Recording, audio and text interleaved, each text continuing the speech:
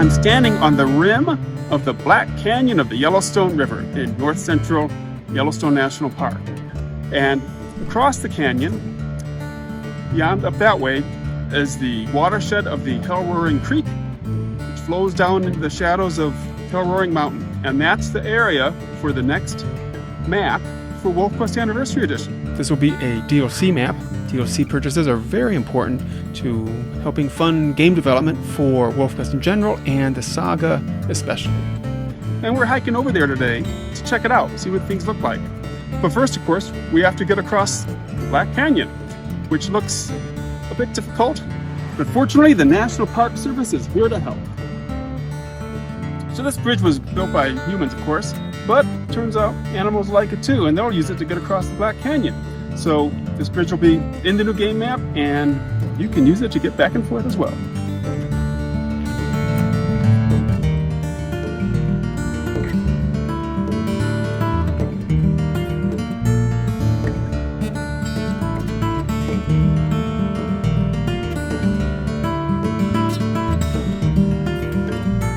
Well past the Black Canyon of the Yellowstone now, heading deeper into the game map towards the Hellroaring watershed.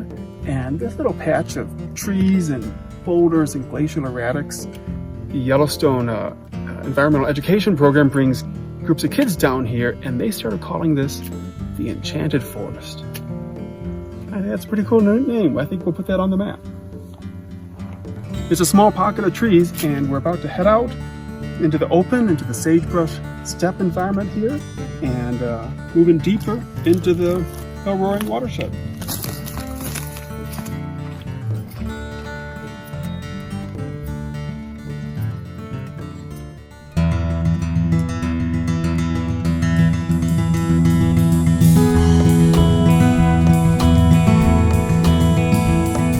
And there it is, Hellroaring Mountain, looming over Hellroaring Creek, which flows just below that ridge up there.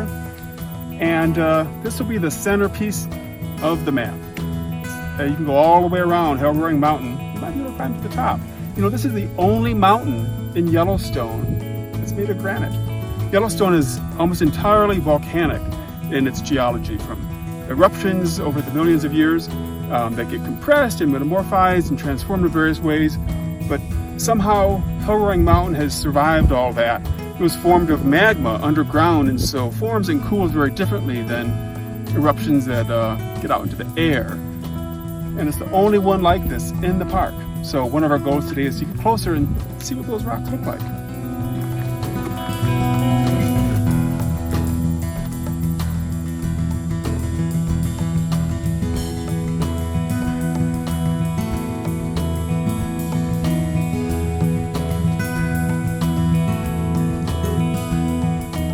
This whole landscape was covered by glaciers long ago, and along with the glacial erratics that you can see, these giant granite boulders that were pushed down from the Beartooth Plateau, which is 50 miles, 70 kilometers, something like that, to the east, to the northeast.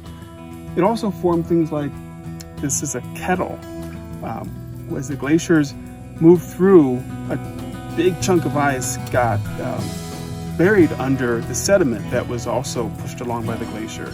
And then when the glaciers retreated, that ice was left there, again, under the sediment. And finally, when that chunk of ice melted, the ground above it collapsed and formed this depression, which then rainwater filled in to create this pond. So we got a couple of bison out here grazing among the sagebrush. You know, we're not seeing a lot of other wildlife here. It's the heat of the day. They're all smarter than we are and are, you know, taking a siesta in the shade. But for these old bulls, they're tough. Hiking out here, we see a lot of Douglas-fir trees growing out of these clusters of glacial erratic rocks. The rocks act as sort of a nursery. If a pine cone falls near a couple rocks, the seed has some protection in its early years as it starts to grow. The rocks keep it shaded and cool, keep it a little more damp than out there in the sagebrush steppe, and help it grow into a big, tall tree. Sometimes the nursery might get a little cramped as the tree grows, but where there's a will, there's a way. We're coming up on Hellroaring Creek down there, and then look up the slopes of Hellroaring Mountain. You know, some people are afraid of the grizzlies when they go out into the Yellowstone wilderness, and you should respect grizzlies, but these guys are the much more likely issue, just hanging out, taking up space right on our path. But who are we to argue? We'll have to give them a wide berth. Back in the 1860s, a prospector named A.H. Hubble saw the creek and came back to tell his group, it's a hellroarer. It's not a hellroarer today. He must have been here in the springtime with all the snowmelt, but it still is an awesome name, and I'm glad they gave it to the mountain too. So we've hiked several kilometers up the Hellroaring Creek Valley to a little spot on the map that says Stock Footbridge, or forces to cross the river, and that's all it says. I've read a number of guidebooks and nothing's mentioned anything more about this. When we get here and we look at this, it's this beautiful little rocky gorge. Nothing's ever been mentioned about this that I've read, but it's this wonderful little spot. And this is why we come out here and do these research trips, is to discover these little spots that we can put in a game map and make it more realistic and more interesting for players. So we want to get across here and get a little closer to Hellroaring Mountain. And once again, National Park Service to the rescue with this handy-dandy stock footbridge. So pull out. Looks like his luck finally ran out. Pretty recently too. So see some fur and blood and stuff. I don't know if wolves killed him, but it looks like wolves, maybe other carnivores, had a pretty good meal here.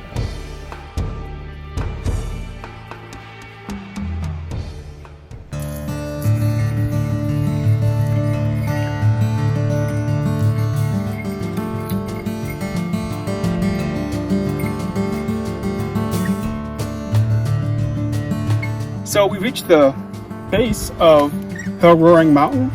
I want to get this far to check out the rocks. We're not climbing to the summit here. That'd be quite a hike. But you know, if you've got a wolf in the game with a lot of stamina, you could make it up there. But we're coming here to check out the rocks. We like looking at rocks. These are granite, but they have interesting fracture and shearing structures, and even stuff gotten cleaved off here to show a fresher inner layer of that. And turning around here, you can see the valley of Hellroaring Creek, which comes down quite steeply into the creek, and covered with Douglas-fir. Beautiful place to be a wolf.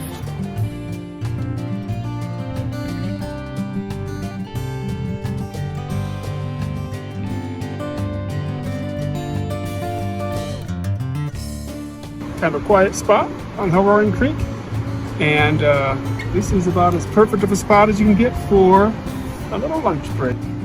Ooh, that's cool. But that's nice.